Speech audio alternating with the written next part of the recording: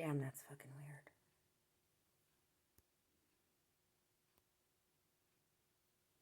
I'm just gonna let it be as it is. Yeah. I'm respecting someone who's going to sleep, so I'm talking quiet. Slave masons don't come for the weak. They come for the strong. Because they don't know how to be as strong as us, so they're trying to both learn from us. See how we handle every maneuver that they make. How we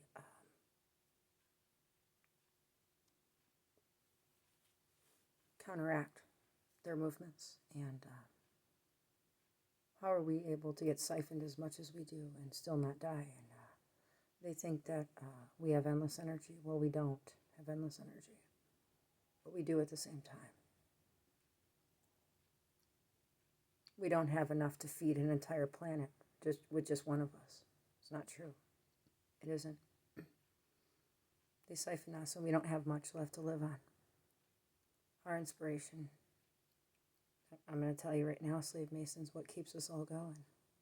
People like me. People that choose to be a choice maker in their own life, and people like me that choose to do something different with themselves, no matter how hard the road is, no matter how hard the walk, no matter how many hurdles, no matter how many times we get knocked down, no matter how many times we crumble, we always come back together inside of ourselves. And to me, it's not a God thing. It's not anything like that. It's like, okay, I'm in this body. I have a conscious awareness of what's happening. And my physical body has needs, and my mental and emotional bodies have needs. My heart has needs. My mind has needs. Everything has needs.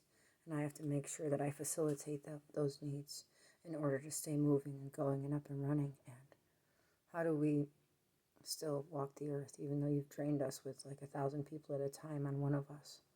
Well, we do this because, once again, of our hearts and our minds. What do I mean by that? Well, here's what I mean by that. That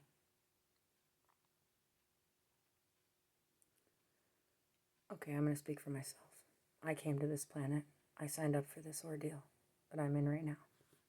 I signed up for it. Except one thing I didn't know was it was going to be this bad. I knew it was going to be hard, but I didn't know it was going to be this fucking bad. Okay? When I go to different planets and I ascend systems on different planets. What's a system? A system is a quantum field superimposed upon an Earth. If you want to picture it like that, like an Earth right now, like we're on, like on this globe, superimposed upon the globe, there are many different structures, many different lines and wave patterns that we can all live upon.